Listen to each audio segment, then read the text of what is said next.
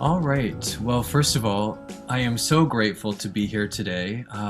It has been a dream to sort of get to this point with this beautiful soul, this beautiful heart that we are very blessed to have with us today. And I feel something has shifted in the world by even just the notion that this is possible today. And I just wanted to begin by sharing that these are the beautiful books, and I've been reading them for the last little while, let's just say, but these are the books that we're going to be discussing today. And the beautiful person that you're looking at on the screen is a wonderful author that has worked very closely with the Dalai Lama. And it's interesting because I believe that everything connects in the divine time that it's meant to. And I think that right now we're at a time and a precipice in our evolution with a revolution that's sort of taking place. And I like the word evolution a little bit better for myself because I think we're evolving and we're experiencing a great shift right now. And I don't think it takes too much to see that in the world right now with what's going on. And we're being called to do things and to show up in ways that are from our heart, from our soul. And that is by holding hands with each other. And I know that you've come into my life. So it's Sophie Stril-Rever. I'm saying that in the most English way possible. I would like you to say it in French, though, how do you pronounce your name in French? Okay, in French it would be Sofia Stril-Rever. That's beautiful. I love French. So what I just wanted to do today is first of all welcome you to this beautiful moment. And my intention is always to expand divine love from within. That's really to put it simply. And what's interesting is my music has gone out in the world, and somehow it has brought many things into my life. Reflecting back, you're one of those beautiful sparks of love that have come back to me because of that. And I believe that when you put love into the world outside of yourself, that is when heaven starts to show up on earth. And that really is my intention, I think, as this global community that we are sharing in, we're co-creating in. So I just wanted to speak to the fact that I thank you for just showing up with your heart today. So I wanted to just start today with saying a very auspicious quote that is from Louise Hay, and it is, "I remind myself that every experience in my life is an opportunity for growth." I think it's interesting because this is actually this is the calendar for Wednesday, April the 20th, when we're recording this. And I always like to, I believe that the universe shows up with the exact thing at the exact right time. And Louise Hay is a huge part of my journey. And I just thought that this was such an appropriate quote for our time together. And in doing this beautiful presentation, I made this slide for us. And I just think that this is a beautiful representation of your work. And again, we're going to be discussing my spiritual journey, which is the Dalai Lama, and it's with Sophia, who's worked very closely with the Dalai Lama. And we're also going to be sharing this other book, which is A Call for Revolution, and it's specifically for sort of the new generation or the youth. And I'm going to start with that, and then we'll move into the other book. So I'm very excited about this. And the best part is I want to just explain who Sophia is.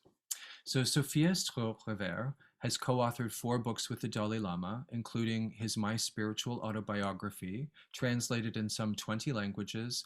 With lawyers of the Paris Bar, international climate experts, and renowned scientists, she has initiated the Better We, Better World training program, and it's betterwebetterworld.org, to tackle environmental and societal challenges with the practices of compassion and universal responsibility promoted by the Dalai Lama as keys to human survival in the 21st century.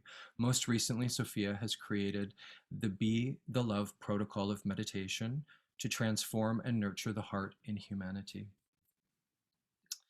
And so I always like to connect how people meet. So I really feel very honored. And, I think that when we honor how people meet or how human beings come together, I think we recognize that we are creators. We create our world and we're co creating it. So I really like to give light to the people that have brought light and love together. So this is beautiful Sabine. And Sabine is someone that has worked for a number of years through an NGO, and she works with the essentially the the ONG pay. I don't know how to say this. Bienveillance Action, which is basically translated to the NGO Peace and Welfare in Action, which helps more than 500,000 children and communities in 27 countries around the world by equipping them with ultra effective, fast, and beneficial practices of the International Peace Trees and SDG program. So I translated that from essentially the website that supports this. So I just thought that I would put that in because I like to give light on how light happens, and it's through love and humanity. So moving on from this, I have this beautiful picture, which I love of both of you and the Dalai Lama. And I wanted to ask you before we sort of go anywhere, would you mind sharing about just how this picture or this moment happened? Sure, Paul. And first of all, I want also to express my gratitude for inviting me. And it's a real blessing and a great honor to be here with you. And seeing also this image, it reminds me of the one of the interviews I had with His Holiness. Mhm. This was for the second book that you showed, the Mhm. Call for Revolution. This one here. And yes, this one. And it was in Ladakh, in the north of India. Mhm. And Ladakh is a state which is the closest to Tibet. And Tibet is separated from India in Ladakh by the range of the Himalayas. So on the other side of the Himalayas lies Tibet. And the Dalai Lama loves to go there in a retreat in the summertime. It's about 3,000 meter high. And it has, I feel the sky, the air, has the grace of and the purity that you would find in Tibet. And so this was the end of the interview, and I offered him one of his most profound teachings in meditation that I had just translated into French. It's called The Heart of Meditation. Wow. And I am wearing on my neck this yellow silk scarf that he has offered to me. Wow. So that was a gift from him. That's so Mhm. beautiful. It's Yeah, interesting in a picture. I love the people sometimes just look at a picture and don't really notice much. I want to just point out that he's holding your hand. And I think that in these times, in this world that we live in, the simple things in life are really the most beautiful. And I believe that the simpleness of holding hands with someone like this in a gentle moment, I believe that there's so much in that. And I remember, it's something that's interesting when I'm on stages or after I perform, people like to touch me. And it's very interesting how we are human beings and we need to touch each other, and contact is a very big part of, I think, being human. And I think right now in our times of challenge with what's going on globally, we've become scared of each other. So I really like to just point out that it is human to be close to people. And I think that this picture is just such a beautiful reminder in these times that this is actually very human. And when we do this sort of thing, we get close with our hearts. We feel the auric field of each other. We feel that vibration with each other. And I love that he's holding your hand. It's really touched my heart to see this. that's very true. And I was so happy these days because in India, the Dalai Lama has resumed the public audiences. He's meeting people these days after more than 2 years Mm. of seclusion. And it was so touching is that he's really holding them. And this is a way of expressing his love and compassion. He is someone who has a great love for humanity. Yes, I love that you've just shared that because I think that I think one of the challenges of the world today is that we need to remember that we are human beings and we like to be close with each other. And that's the most important part, I think, of being human, actually. So I love that. Thank you so much for sharing. So I have this slide just to show the book properly, just so that you understand the actual look of the book. And I have to tell you, holding this book, it arrived, and I ordered it online. And when it arrived, I felt so excited to open it up. It was sort of like a kid in a candy store, because I felt very grateful that somehow the universe aligned us meeting, and I don't think there's any mistake in that. There's a divine design to it. So when I read it, I felt like I was sort of with you, is sort of my point. So I just wanted to ask you, before we move on from the slide, is where is the best that you can, where can you purchase this book? I wanted to ask you to support this. This book, I think, buying it online is maybe the best I could tell, because in France, of course, you can find it in bookstores, but I'm not aware in other countries. It has been translated in 24 languages, Oh, including Chinese.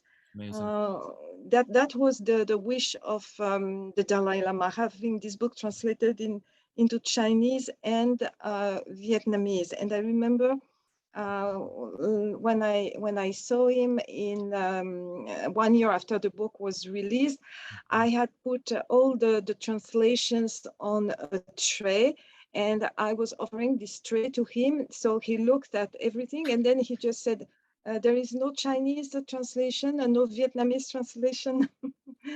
And he had over 20 copies, but he was really missing these two. Oh, I love. And Hmm.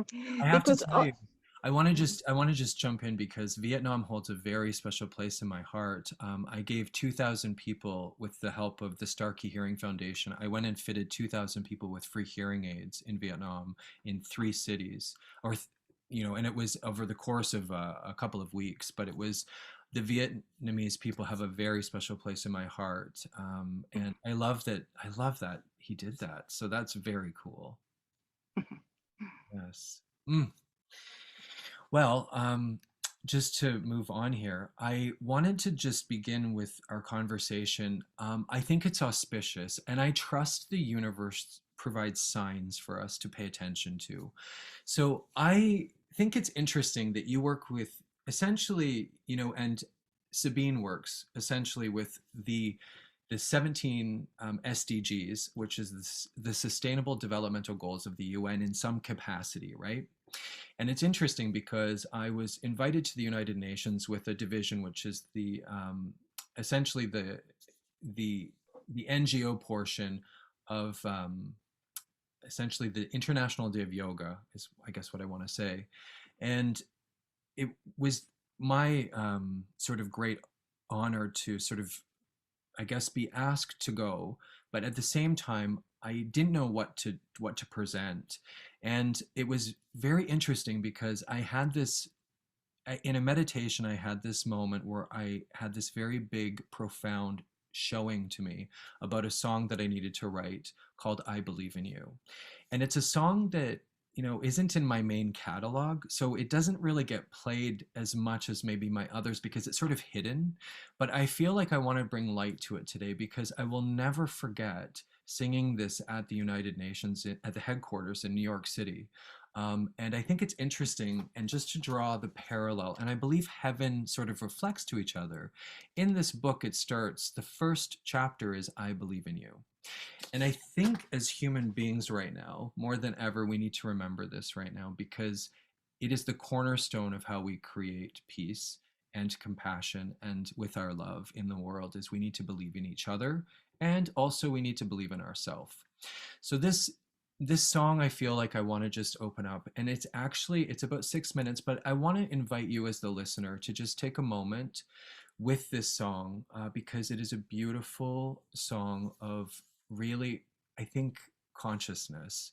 And if we teach the children well, if we teach them love and compassion by modeling it ourselves, then they get to experience it. And when you experience love and compassion, then you are very keen and very natural at giving it to another human being. And this is I Believe in You.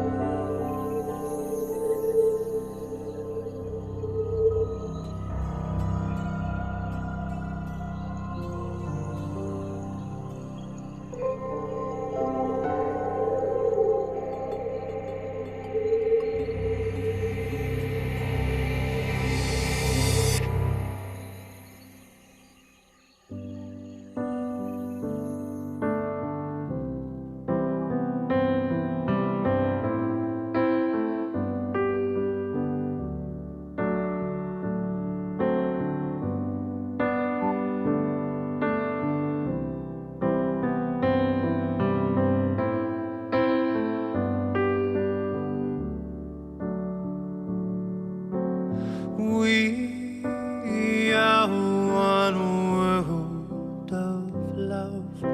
We are the universal love.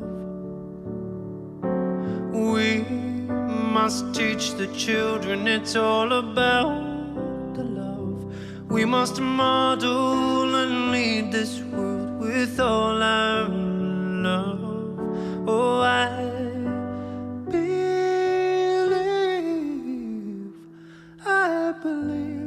I believe in you. Oh, stop and look up at the pretty skies of blue. Smell the fragrant flowers, they are growing for you. And watch the sunset upon the oceans. See the stars fill up the skies at night, and find the rainbows that are yours. The universe is full of treasures just for you. Oh,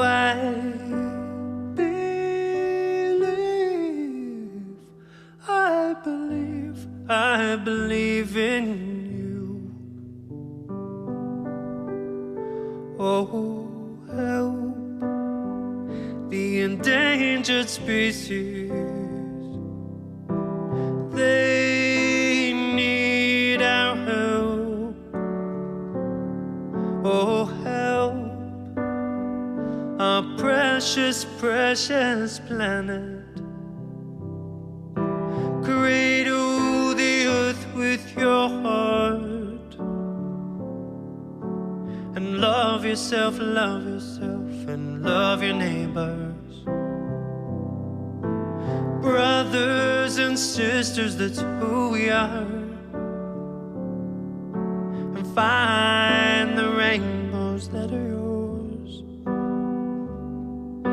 The universe is full of treasures just for you. And I know I cannot do this on my own. I'm not big enough to do this life alone. I know I need all the help that I can get. That's why I'm calling all the angels and the saints of love, because I believe in expanding the love. And I've learned that if you get lost and scared along your way, you must always know that the love in your heart will be the light that guides you home.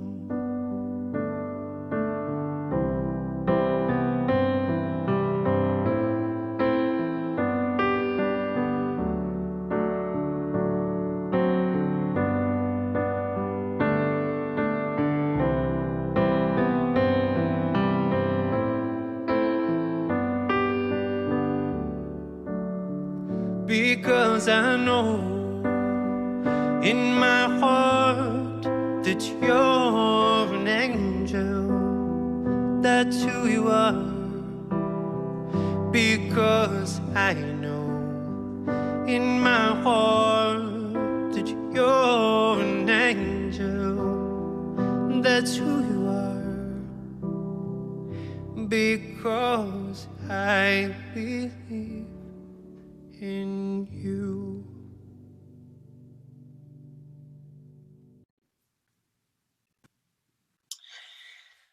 Wow, that was a beautiful moment. And I haven't listened to that song for a really long time. And I wrote it, it seems like ages ago. It made me a little teary. But I think what's beautiful is I think that you believe in people and I believe in people. And I know people watching this believe in people. And when we do that, something happens. So I want to ask you just sort of, let me just ask you just an overview of how this book came to be into existence for you. All right. Then, first of all, I want to thank you for sharing this blissful music and the song that opens up a space in the heart with purity and divine light. So it was a beautiful experience. And plus, of course, there is this extraordinary synchronicity with the title of your song and the opening of the book. I believe in you.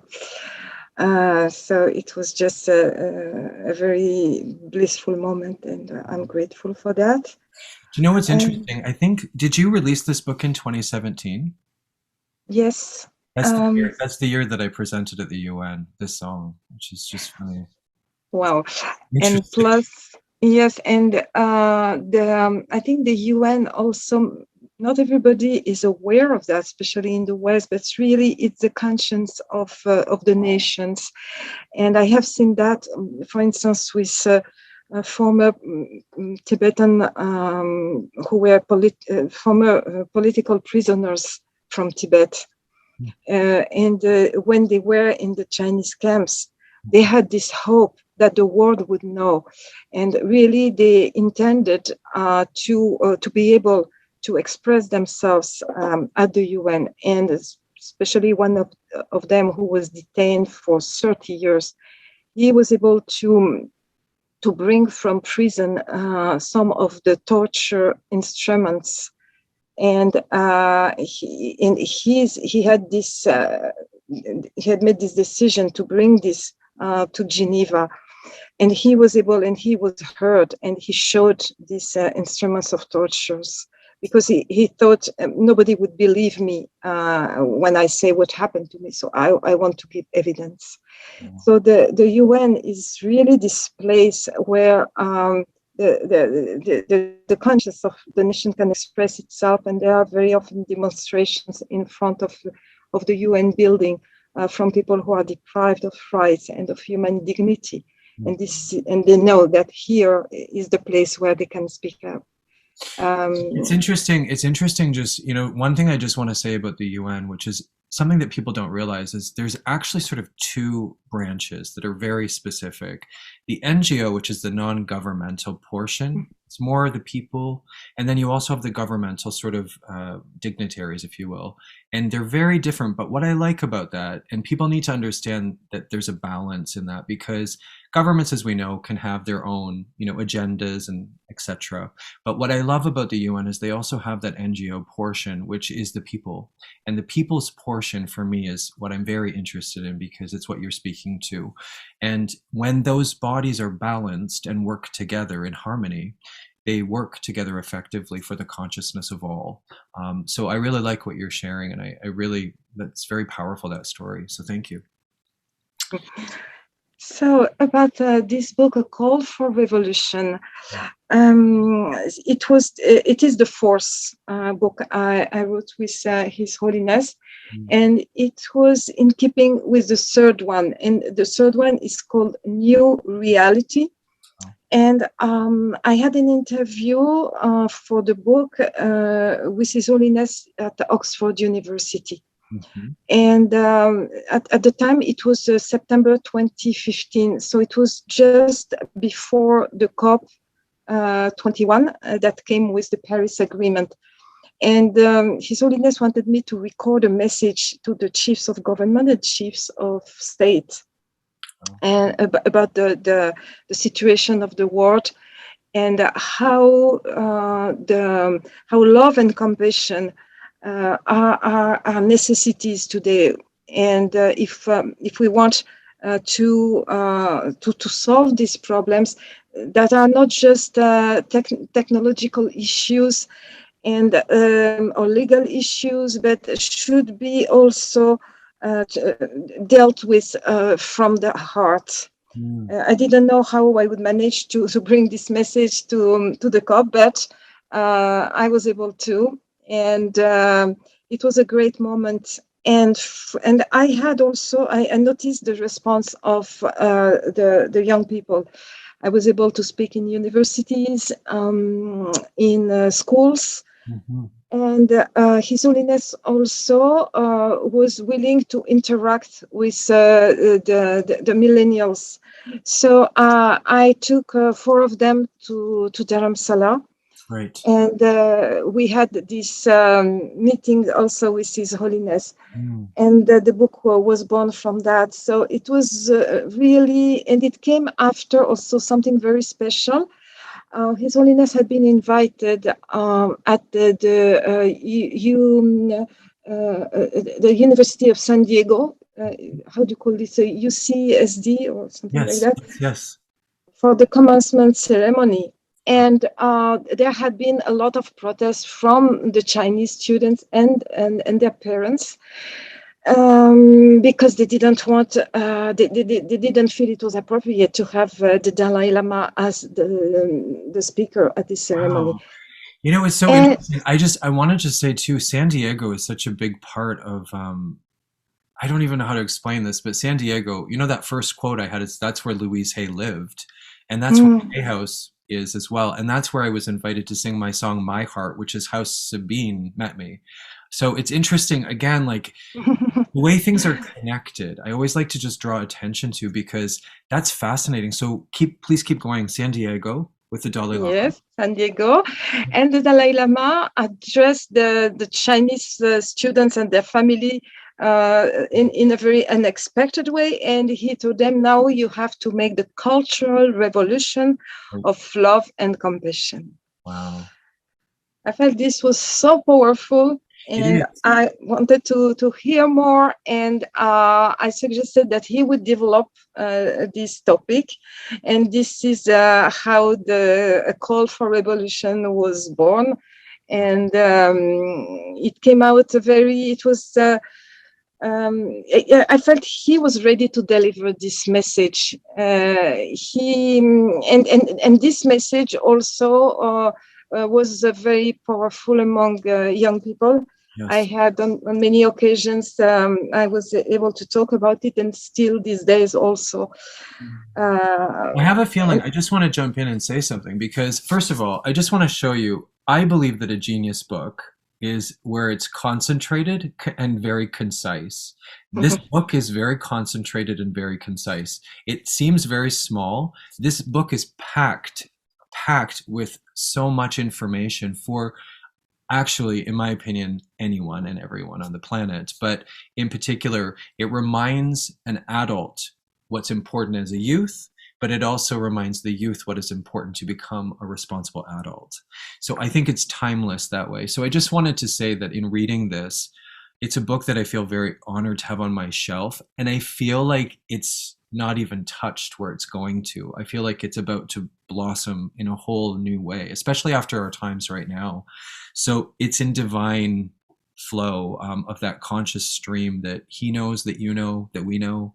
And anyone tuning into this, I encourage you to get this book for so many reasons, and you'll understand why as we sort of move on. All right, so what I would like to do is just go through some of these beautiful points, and Sophia will maybe just give some added value to them just in creating them.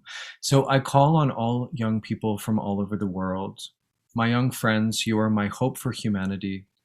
You can play a part in promoting democratic values and basic freedoms, and learn to use social networks with discernment. So I just wanted to ask you, just as this book goes forward, these are some key points, but I just want to ask you to expand upon them, if you will. Sure. And the first line I'll call on all young people from all over the world. It reminds me also of your song, right? It starts with one word. Yes. And this is also the vision of the Dalai Lama to the oneness of humanity, that we have to he says that the nationalism is outdated, and that we have to be able to feel the oneness of humanity, and no longer be attached to this identity that divide us, and find this profound humanity, this common humanity that brings us all together. Yes, that's beautiful. So these young people from all over the world, and we see them today in their actions for climate justice, and for a sustainable future. I think this is also this generation that has been able to cross the borders and to unite. And we have seen, for instance, Greta Thunberg, and she was able to initiate this world movement in such a short time, as if they were all ready to be together. And this really rejoiced my heart. Yes. When I see them, these young people, because they are they are tomorrow's world. And they have, it seems that this is already in their DNA. Yes. I think people my generation, we had to become citizens of the world, but they were born citizens of the world. Yes, beautifully said. Then, my young friend, yeah, you are my hope for humanity. And this is also the feeling I have, because precisely they have this bond, and they are able to join hands and to work together, and they really want to save the world. And I feel this revolution is also the revolution of the youth, and they will put the world on the better path. It will be a better world, definitely. And they have this vision. It's their future. So, of course, at the same time, a lot of young people these days are depressed, and they are going through a lot of the depression and anxiety, which we can understand when we see the conditions of the world today. But they have this strength, and so they will be able to steer humanity on a better path, and promote democratic values and basic freedoms. Also, what is very encouraging is to see that they are fighting for climate justice. Right. Yes. And they do no longer accept that the global south is being exploited, and they have this call for equality, justice, gender equality is also, of course. And again, it seems this is in their DNA. Social networks can be used also to allow the emergence of this planetary consciousness. Mm. I think they are aware of that. So, of course, this is a very positive, optimistic vision. But it's also the reality of the young people who are the most aware today, and they are the ones who are driving this movement and this mobilization for climate justice, and to be able to make the world a better place to live. And this is interesting also because a lot of these young people are young women. Yes. And I don't know if you want to address this, but in the book also, the Dalai Lama is calling young women to be the leaders of the world, and he shares his dream that the chiefs of government of the 193 states would be women. Yes. And we see that in Africa, in Latin America, North America as well, Europe, young women are on the front line.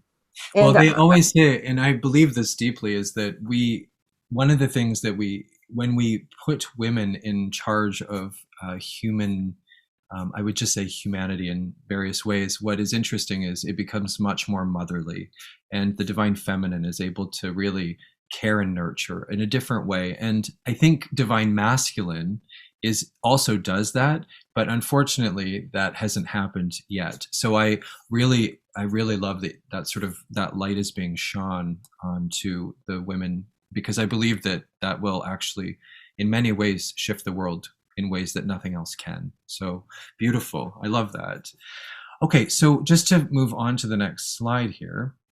I thought that this was really interesting. So let me just read the first one here, is be careful not to spread fake news. And I think this is a very interesting one for our times right now. And I think it's so timely. And I will say also too that, a free media is a very interesting thing because it doesn't have any agenda aside from just the truth. I actually like even more, just to amplify really how I feel about this is to be certain to amplify the truth, the whole truth. And when I always say the truth is relentless, it will always rise to the surface to be seen. And I think we're living in that time right now. So this is very appropriate. And it is up to you, my young friends, to write the next chapter of our history. If we have created problems, we have the means to resolve them. And I think they're self-explanatory, these ones. Is there anything that you'd like to share about these? You were mentioning truth, and that was also when Gandhi was fighting against the British Raj. He was using the arm of truth. And when the Dalai Lama came out of Tibet and he arrived in India, he said, our arms are courage, truth, and determination.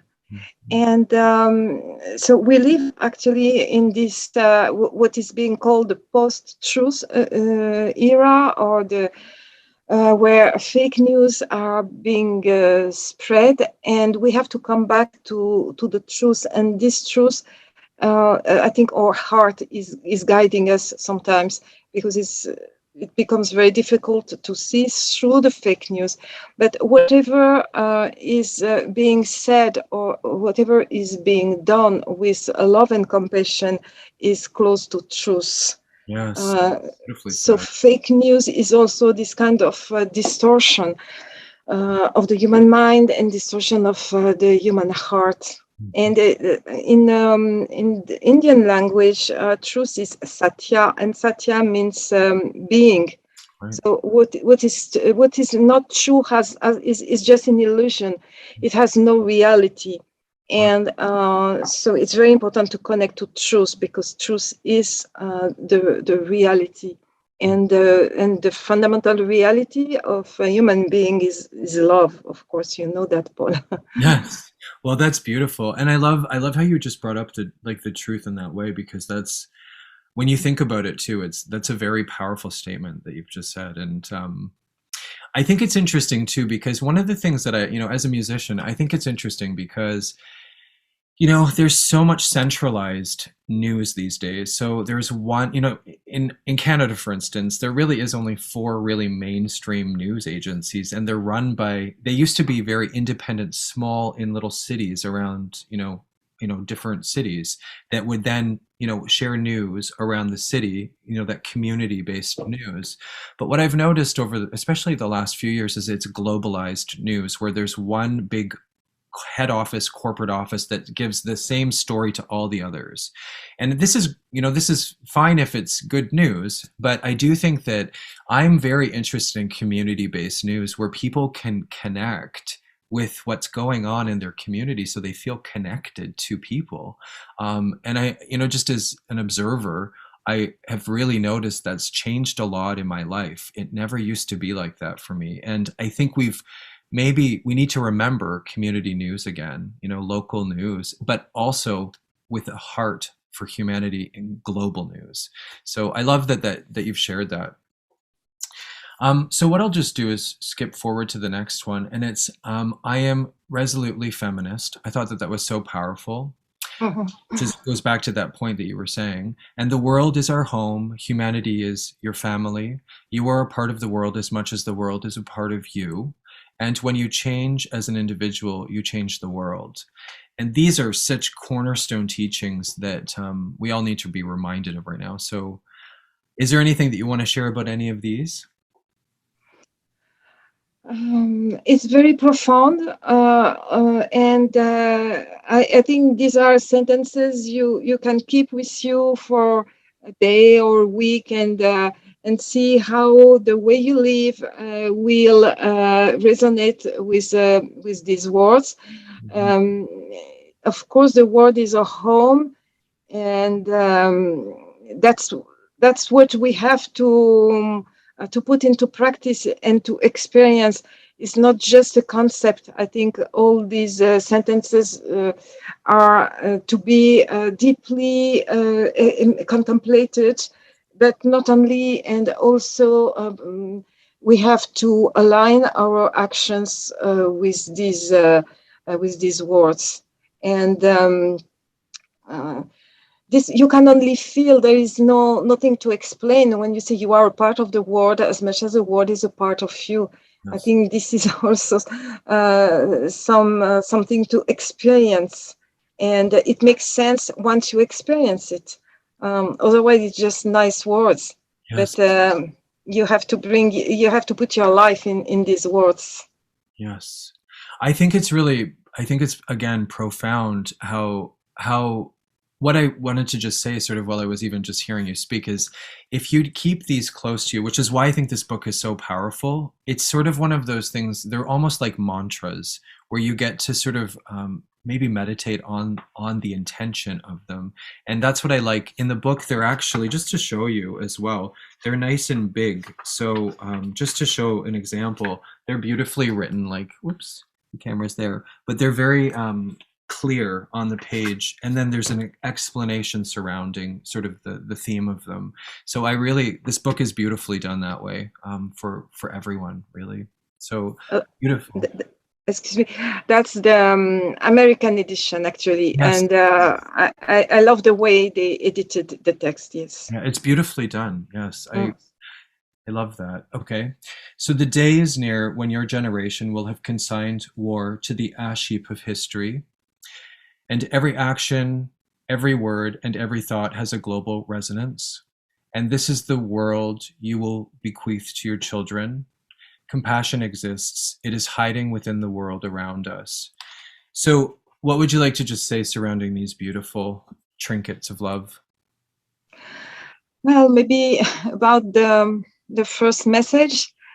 because we are at the moment in April in the middle of war in Europe, not only in Europe, also of course in Yemen, Burma, Congo, and unfortunately, many other places. But it is a vision, and it's close also to what Gandhi says when he reminds us that tyrants and dictators may seem invincible, but their power will just last for a short time, and the power of truth and love will come back. And I like this idea because this is what we see, but and sometimes we feel depressed about it. But we need to have a vision. We need to look further, to look beyond what's happening today, because it's not the end of history, and we are going through at the moment. But we need to keep the vision that something else is happening. And also at the same time as we see the conflicts and the horror of the war, there is also this realm, I would say the realm within, the spiritual realm of love that has been present throughout history. Yes. Because the teachings of the great saints are still alive in our hearts, and this is where we also belong.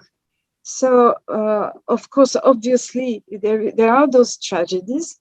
They are happening right now, but there is also this power of love, truth, and light, which is everlasting. Because as the Mahatma was reminding us, the power, the political power, they rise and they fall, and one succeeds to the other, but it's not lasting. While this realm of love and truth and light has always been there and is still there, and if each of us is able to shine this love and this truth, then we make this realm of love happen in our world. And especially these days, we see like two realities. It's almost two planets. It's two wars. Yes.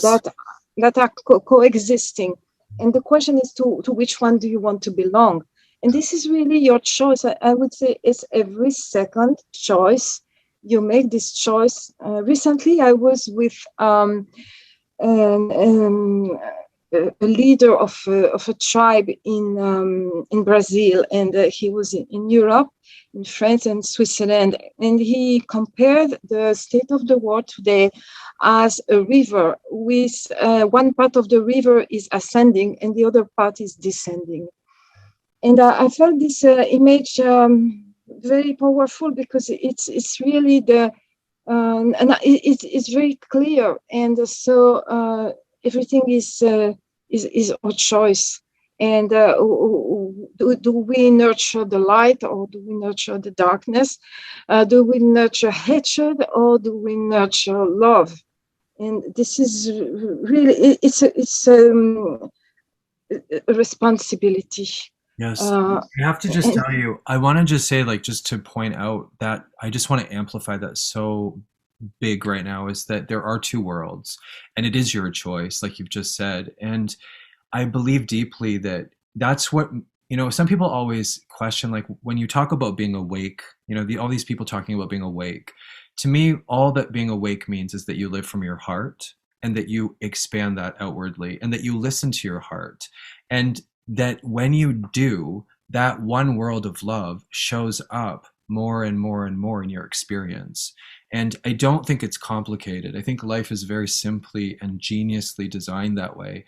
But it's just really important, I think what you said, is just to choose the loving world, which means, you choose the love in your heart. And if something is resonating with you with love, do more of that.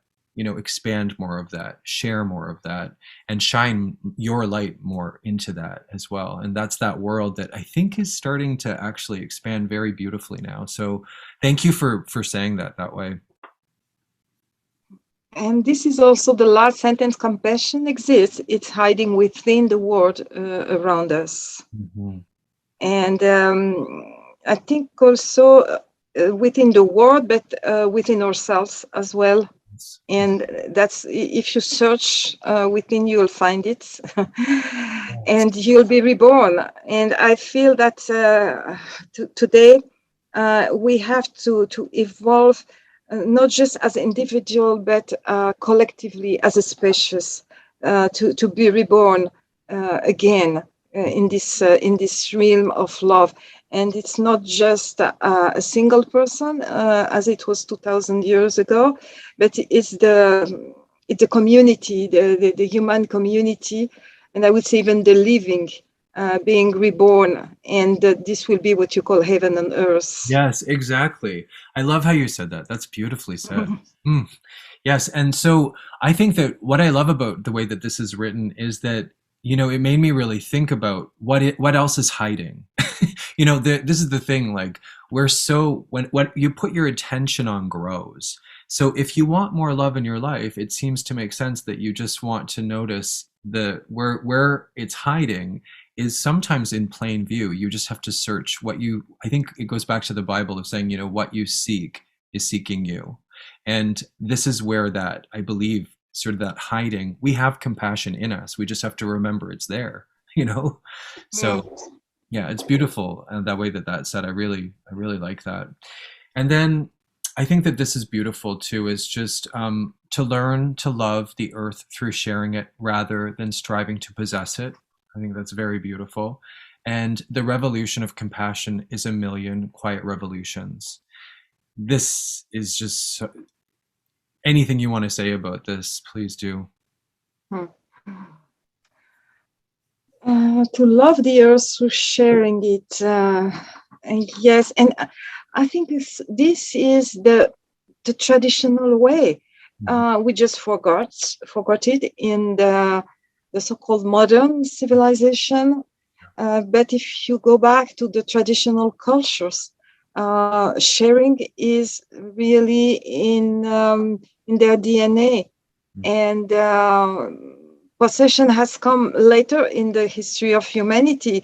It's a recent invention, and definitely we have to change this. And this is the challenge, because with the scarcity of resources that we start experiencing, we'll have to behave differently. And if we are able to love, then sharing is no problem. Sharing becomes difficult when there is no altruistic love. But as long as there is love, sharing goes by itself. It becomes so easy. Beautiful. Mm-hmm. And the Million Quiet Revolutions, yes, it's a French journalist, actually. She wrote a book, A Million Quiet Revolutions, because she documented all these communities who are changing the world by creating bonds and by uniting and sharing. And this is still under the media notice, but it's there, and it's like a tsunami. And soon we'll see it happening. So it's on its way, I would say. This revolution of compassion is on its way. Beautiful. Even though it may not be noticed, it may go unnoticed, but it's on its way. Well, I really, these are so profound. And just to give, you know, the summation of this for this, anybody, just definitely look into getting this book. This is a jewel. And I'm looking forward to sharing it with many people I know.